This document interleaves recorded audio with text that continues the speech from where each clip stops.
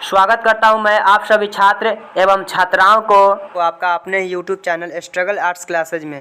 मेरे प्यारे छात्र एवं छात्राओं, आज हम लोग क्लास 12 दिगंत भाग 2 के चैप्टर नंबर 8 का प्रश्न उत्तर को कवर करने वाले। चूँकि मैंने इस चैप्टर का लगभग आधे प्रश्न को कवर कर चुका हूँ, यानी कि लगभग 1 2 3 4 5 6 7 तक कर दिया हूँ। अब उससे आगे जो भी होगा उस सारे प्रश्न उत्तर को हम लोग कवर करेंगे बिना टाइम को व्यतीत किए। चलिए हम लोग प्रश्न उत्तर की ओर चलते हैं। देखिए, इसमें जो अगला प्रश्न दिया हुआ है वह प्रश्न है, दोनों लड़कियां कौन है। उसी में एक चैप्टर में लड़कियां का जिक्र किया गया। दोनों लड़कियां कौन है? तो दोनों लड़कियां वर्मा या ब्रह्मा, बोलिए, दोनों सही है। वर्मा की रंगून शहर की रहने वाले हैं। दोनों कहाँ के रहने वाले? तो वर्मा के रंगून शहर के रहने वाले। वर्मा और जापान में युद्ध शुरू हो चुकी है। वहाँ बहुत ही भयानक स्थिति उत्पन्न हो गई है। क्या है कि वहाँ युद्ध हो गया, भयानक स्थिति उत्पन्न हो गई है। दोनों लड़कियां 13 दिन तक पैदल जंगली रास्ते से चलकर, क्या है कि 13 दिन तक लगातार 13 दिन तक पैदल चलकर अपनी जान बचाने के लिए बिश्नी के गांव आया हुआ है। यानी कि जंगल के रास्ते से लगातार 13 दिन तक पैदल चलते रही और अंततः वह लड़की कहाँ पहुंची? तो बिश्नी के गांव में। ये दोनों लड़कियां चावल दाल मांग कर अपनी गुजर बसर कर रही है। ये दोनों लड़कियां जो है इधर उधर जा कर चावल दाल मांग मांग कर गुजर बसर कर रही है। कहने का मतलब किसी तरह अपना जीवन चला रही है। अगला प्रश्न, कुंती का परिचय आप किस तरह देंगे? यानी कि उसका प्रश्न, इसका परिचय आप अपने शब्द में दे सकते हैं। हम अपना शब्द में यहाँ पर लिखे हुए, ठीक है। देखिए, कुंती बिश्नी के पड़ोसन है। कुंती उदार और व्यवहारिक प्रकृति की है। कुंती मानक के युद्ध में चले जाने के बाद, कुंती जो है ना उसकी पड़ोसन है, ठीक है। मानक के युद्ध में चले जाने के बाद, यानी जब मानक युद्ध में चला जाता है ना, तब देखिए कुंती की तरीका किस तरह से ये करती है। कुंती मानक के चले जाने के बाद बिश्नी को संतोष देती है। वो मुन्नी के शादी के प्रति भी चिंता जता रही है, यानी कि उसको बोले कि शादी करा दो, उसको संतोष भी दे रही है।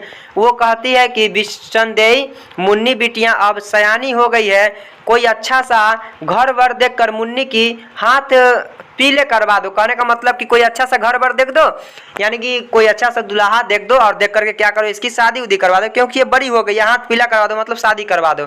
बिश्नी कहती है कि मानक को तो आने दो, यानी कि मानक को तो आने दो, वो आएगा तो अच्छा सा घर वर देखकर इसका ब्याह कर दूंगी। यानी कि जब वो आएगा ना तो अच्छा सा घर वर, अच्छा सा दुल्हा उल्हा देखकर क्या करूंगी, मैं इसका हाथ पीला करवा दूंगी, अर्थात ब्याह कर दूंगी, शादी करवा दूंगी।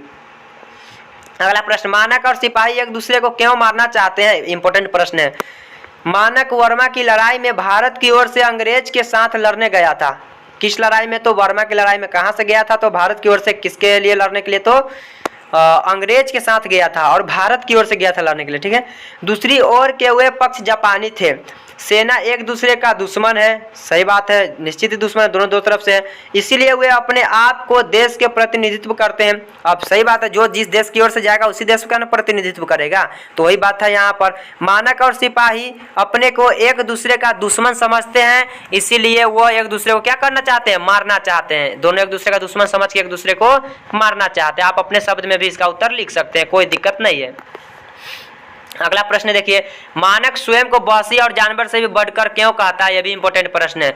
मानक स्वयं को वहशी और जानवर से भी बढ़कर इसलिए कहता है क्योंकि मानक को उसके सामने उसके मुल्क का दुश्मन दिखाई दे रहा है। सही बात है, किसी के सामने अगर मुल्क का दुश्मन आ जाए उसके सामने, तो क्या वो छोड़ेगा उसको?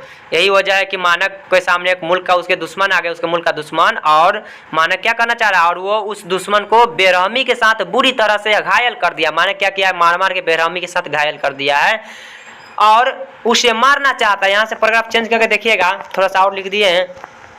बिश्नी के मना करने पर भी मानक अपने आप को नहीं रोक पाता है। बिश्नी मना करती है कि मत मारो, लेकिन मानक अपने आप को रोक नहीं पाता है क्योंकि उसके अंदर सच्चे देशभक्ति की भावना है। वह अपने सामने अपने मुल्क की दुश्मन को जीवित नहीं देख सकता। सच्चे देशभक्ति की भावना है। सच्चे देशभक्ति की भावना हो ना तो इंसान अपने देश के लिए कुछ भी कर सकता है। सेम यहाँ पर मानक कर रहा है। अतः अपने आप को वहशी और जानवर से भी बढ़कर कहता है। कौन कहता है? मानक। इस चैप्टर का लास्ट प्रश्न शायद देखिएगा, क्या है लास्ट प्रश्न? सिपाही की घर की स्थिति मानक की घर की स्थिति से भिन्न नहीं है। कैसे? स्पष्ट करें। ये भी इंपॉर्टेंट प्रश्न, यानी कि दोनों के घर की स्थिति लगभग समान ही है, ऐसी बात नहीं कि इसका अंतर है, दोनों की स्थिति, दोनों का स्थिति लगभग समान है। कैसे है तो चलिए देखते हैं। सिपाही की घर की स्थिति मानक की घर की स्थिति से भिन्न नहीं है। क्यों? क्योंकि जिस प्रकार मानक को उसकी माँ आर्थिक समस्याओं से लड़ने के लिए लड़ाई में भेजी है, उसी प्रकार, यानी जिस प्रकार मानक उसकी माँ भेजी है ना, क्योंकि उसकी आर्थिक स्थिति खराब था इसलिए माँ भेजी हुई थी जाओ, उसी प्रकार उस सिपाही की माँ भी उसे लड़ाई में भेजी है। उसी प्रकार सिपाही की माँ भी क्या की, उसे लड़ाई में भेजी है। वो सिपाही भी मानक की तरह गरीब आदमी, यानी कि वो भी गरीब, सिपाही भी गरीब, मानक भी गरीब। जिस प्रकार मानक के लिए विष्णु व्याकुल रहती है, उसी प्रकार उस सिपाही के लिए उसकी माँ भी व्याकुल रहती है। वो भी इधर व्याकुल है, ये भी इधर रो रो कर पागल हो गई है। मतलब मानक की माँ व्याकुल है और सिपाही की माँ भी रो रो कर पागल हो गई है।